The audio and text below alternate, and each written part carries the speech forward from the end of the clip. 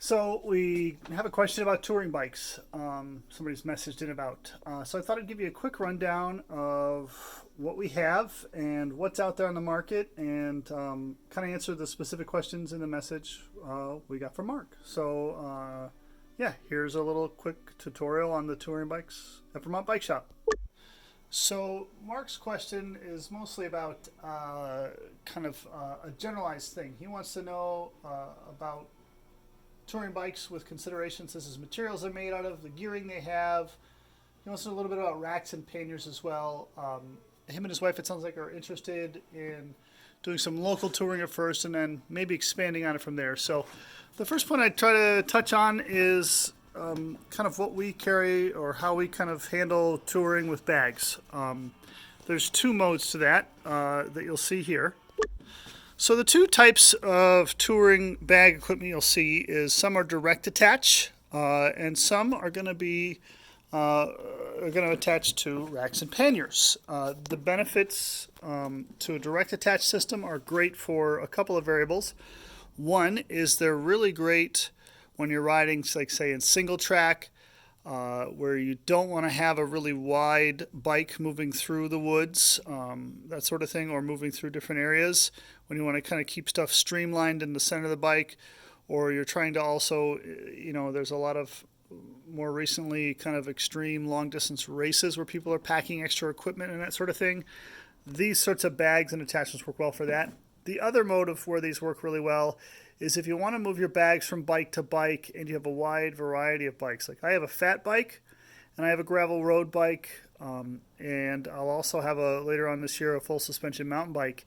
And for the most part, bags like this rear Revel 8 bag can move between all three of those bikes relatively easily. And that's the big advantage there. One drawback is certainly you're not going to have nearly as much cargo as you would for a pannier set of bags. Even just two of these is going to carry more cargo than a lot of those setups will.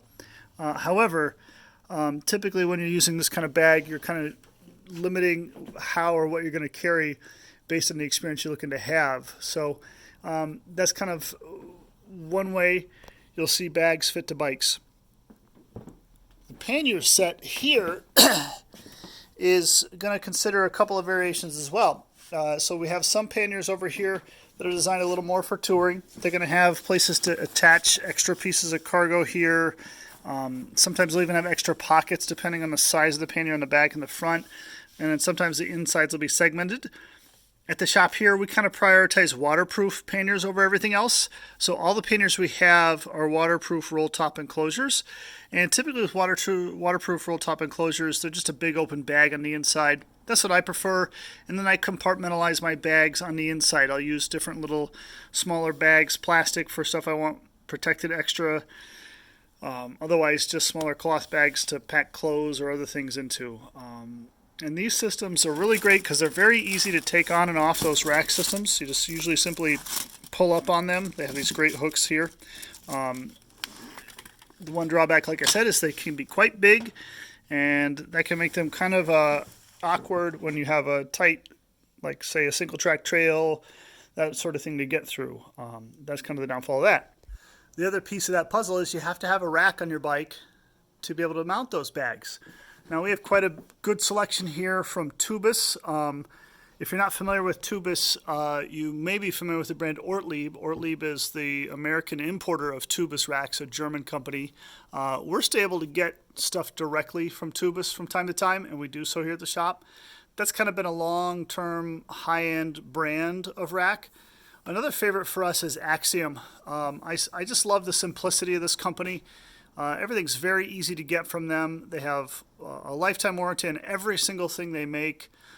It's also the Axiom racks, especially the deluxe models that we carry, have some of the highest carrying capacity I've ever seen on rear racks, and it really holds up well. I did a trip a couple of years ago where we had to pack in every bit of water, everything we needed for an overnight trip, and I had quite a heavy load on that rear rack, and it was flawless. It behaved as if it was a normal amount of touring stuff. It didn't handle awkward.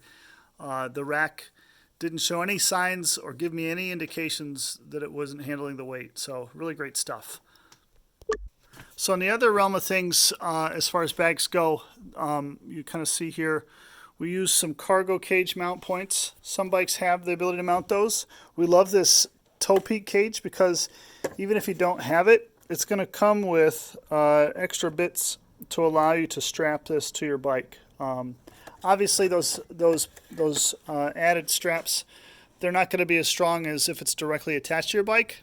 However, it's better than nothing, and oftentimes a really great solution for adding some extra cargo in an area where you don't have the mount to do so.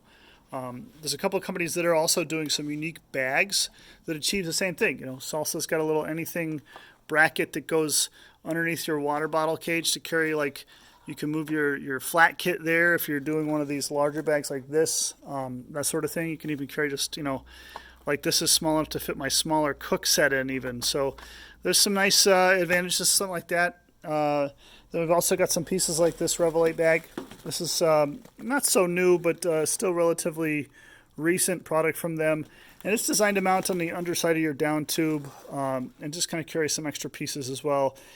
This would carry my entire espresso kit set when I go camping, so a nice addition for me there. You'll see some other handlebar bags here. These are great as well. I love this Thule bag. Again, with Thule, their stuff is always lifetime warranty. You know, we've have people on this bag that have been using it every day as a commuter bag for probably 2.5, 3 years now. Still waterproof, still working great. The mount is, you know, solid as a rock. So a really great, reliable touring piece. And the magic of this is the map window here. It's touchscreen compatible. So you can put your iPhone in there and use it as a map if you want to, or just simply, you know, pull over and answer a text on your ride. So it's a really handy piece there that's just a modern take on the classic map window that you see in bags like that. So really clever, thought out piece. Yeah. And then your traditional handlebar bags, and then we've even got these pieces which are designed to interact and be mounted on top of or in front of other handlebar bags from Revelate. So now we'll kind of cut over to the bikes and show you or talk to you quickly about that. So what we've got here in our bikes is, at the shop here currently, is we've got 3 materials that bikes are made out of. We've got some steel bikes, we've got aluminum, and we've got carbon. And I mean that we've got those 3 bikes in a touring type product. And I'll kind of show you here real quick. The first one, the aluminum bike, it's a product from Trek that we like a lot. They have a series of bikes called the Checkpoint. It's, you know, their interpretation of this bike is it takes a wider tire, has disc brakes, and it has traditional rack mounts. Every single Checkpoint has traditional rack mounts, and that's significant, and I'll show you why in a second. But we like this bike just because the price point that it sits at comes with a lot of modern features. The biggest and most important one is using a through axle system, and that's all the way down to the $1,200 model there. So it's just a really great bike, full aluminum. You know, this one here, the Tiago equipped model is going to be a hydraulic disc brake. Really great product as well. You can see 1, 2, 3 cargo mount point there, 1, 2, 3 cargo mount point there. Under the bottle, under the top down tube, you can have some cargo or even an extra bottle. And of course, your traditional rack mounts, a fender mount set, same thing front here.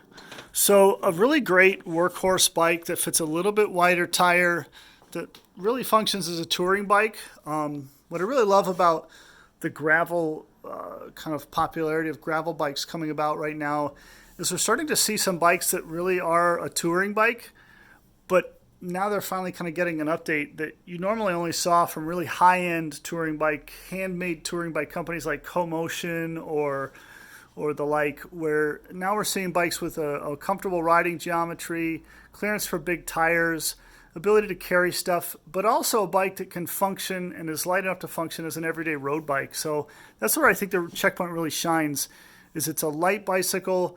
It's a bike that is an everyday road bike and also is capable of doing that long distance touring if you want to. And I think the bike that shines the most in their product line is the Checkpoint SL. This is a full carbon bicycle that can have racks front and rear. And that's important. I mean, we're not seeing a lot of carbon bikes that can actually mount a proper rack set front and rear. The other thing that's really cool about this bike and really takes that idea of it can be your everyday road bike, but also step into being a really great long distance touring bike, is the rear end has an adjustable dropout. The rear wheel can slide back. We'll kind of show you here in the rack what we mean by that and why that's important. So you can see back here, you can see in that rear end, it's got kind of an odd looking arrangement. And what that's about is right now at its forward position, it's going to have a rear triangle geometry much like a standard road bike. However, the big advantage here is that when you fully load this bike, you're going to want to move that rear wheel back and allow the wheel to be a little longer, wheelbase to be a little longer to create some stability. And that's where that bike really shines, is when you do a fully loaded tour on a bike like this. It's quite adjustable, and it can give you a lot more confidence on that really long distance touring ride. So a bike we really like a lot. Just full carbon, a lot of great technology. It's this whole line of bikes from Trek is meant to really push the technology of kind of what I interpret as a touring bike. So not only does it take racks front and rear, but you can also tons of cargo mount points for your more your newer style cargo bags, and also fenders front and rear, full wrap fender mounts front and rear. So really cool bike. And the other bike we have, steel bikes. Now we're really particular about steel bikes. We like to have a steel bike that has a reason to exist. A long time ago, I mentioned CoMotion earlier. My friends at CoMotion taught me a valuable lesson, which is not all steel is real, and it's 100% true. There's lots of product out there where they put something steel on it, and it's really just a basic steel bike that doesn't have a great ride quality. So some of your more basic steel bikes are going to have a rough ride to them if they're meant to be lighter or more responsive. And then some of them are going to feel a little wet, a little soupy, a little sloppy if they've programmed a little too much ride forgiveness into them. But when you have a product, let's Reynolds tubing bike like this, we get some butted tubing. What that translates to is we can have a bike that behaves a lot more like an aluminum or a carbon bike as far as ride quality goes. This is a sort of steel, when the steel is real kind of nomenclature came to be, this is where it came from. As companies making really high-end, nice quality steel bikes. This product from Norco, again, falls in the line of having traditional rack mount points, but also has more modern rack points. That Topi cargo cage you showed you earlier can be mounted on the side of this fork. It also has the same kind of routed rack points that the Trek does, all in a steel frame that has tons of tire clearance. So a really great product there. Our model's a little unique. We'll talk about that gearing in just a moment and what we can do with gearing. We're going to go over to one more bike that can be used as touring, but really more of an everyday gravel road bike that has the ability to mount racks and panniers. So we like the Orbea Terra a lot. It's a bike that is, for all intents and purposes, it's a Vermont road bike. Wider tires for what we call roads, what the rest of the world will call gravel roads. The aluminum model has the ability to route or to mount rear pannier sets. This would be a great overnighter kind of bike, but also your everyday road bike here in Vermont. So a great product in that regard, and who doesn't love a handmade in Spain bicycle? So now we're going to talk about gearing.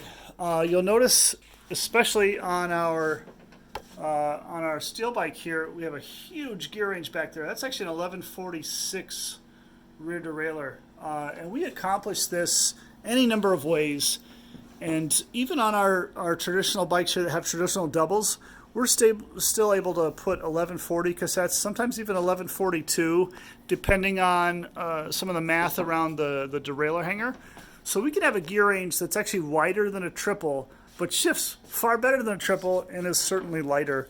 And that's accomplished just by either understanding the distances between our derailleur hanger and axle points, or even having an adapter that lets us even further push that gearing. So any bike we have here in the road bike category, we can adapt in some way to give you a huge gear range.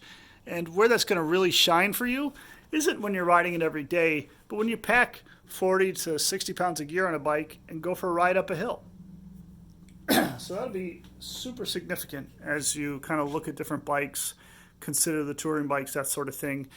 You'll notice as I've gone down the line here, I've shown you the entire top rack of road bikes, and they've all been some sort of variation. It's the only kind of bike we stock, really. We have a couple of road bike that are specific to just road biking, the Orbea Avant here, and then we have a Norco over here as well. But really, we try to focus a lot on these touring bikes. So I hope that kind of helps understand what's out there in the world and what we have here, and helps you kind of narrow down some choices. And if you have any further questions, don't hesitate to shoot us an email.